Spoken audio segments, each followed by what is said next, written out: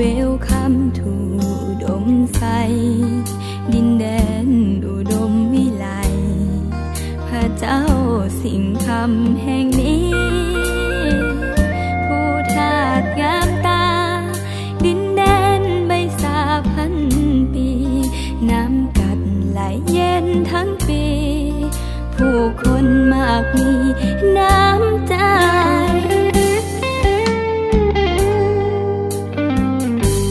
โศกสตานำพาเฮามาพบกันสองเฮาเคยฝากสัมพันธ์หมายมั่นเป็นคู่เคียงกายอ้ายเอ่ยว่าจาว่าอยากเป็นเคยเมืองใสคำนั้นยังจำฝังใจเมื่ออ้ายจากไปบ่หวนคืนมาสาวเผ่าคือหมูคอยอยู่แห่งนี้ที่เก่ายังคงตั้งตาคอยเจ้าที่น้ำกัดย่อละปา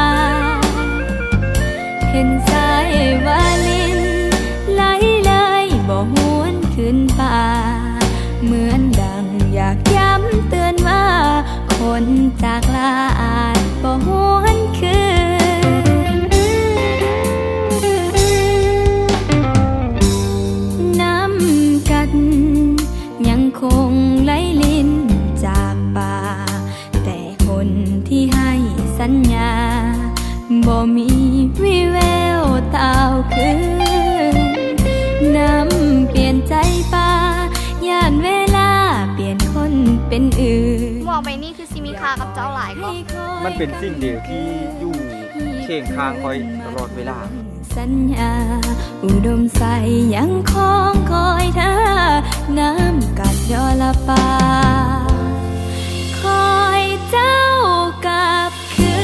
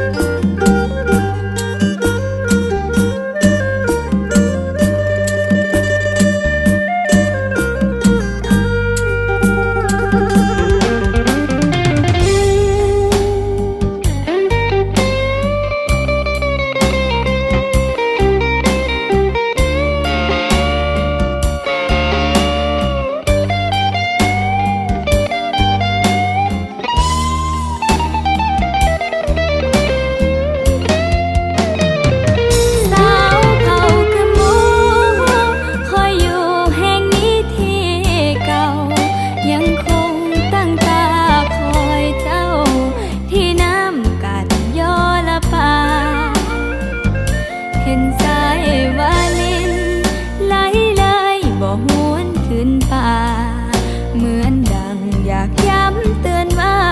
คนจากลาอาจบ่หวนคืนน้ำกัดยังคงไหลลิ้นจากป่าแต่คนที่ให้สัญญาบ่มีวิแววตาวคืนน้ำเปลี่ยนใจป่าย่านเวลาเปลี่ยนคนเป็นอื่นอย่าปล่อยให้คอยกำกืนหีบคืนมาทวงสัญญา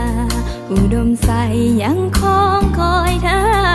น้ำกัดยอละปาคอยเจ้ากลับคื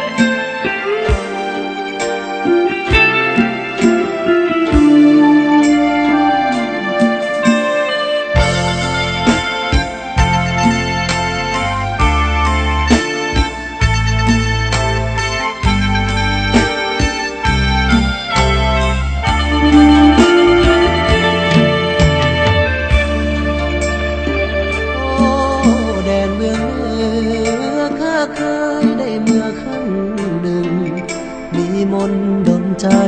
คะนึงคิดถึงเจ้าอยู่ทุกวันเมืองหรือโสภา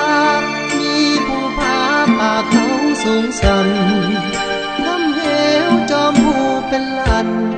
ดังวิมานสวรรค์สร้างมาลมเย็นพัดผ่านดอกไม้บานหอมกลิ่นอ่อนซอนลมเอาสะอ่อนแค่นอบานป่าแม่นไทยได้ไปคงหลงไหลบ่อยากจากมาทั้งเป็นป่าเขาพนาคนเขาลือสาว่าแดนเมือง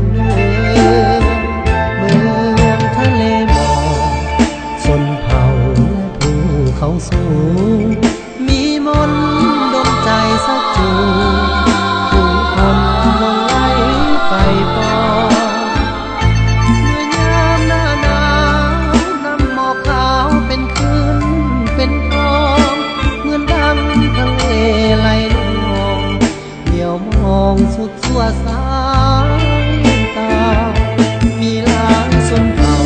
ตั้งภูมิลำเนาอยู่ตามภูดอนมีสายน้ำใหญ่น้อยไหลจากดอยตกตาโซนหาเมื่อยามเศร้าโศกเสียงกูสักฟ้า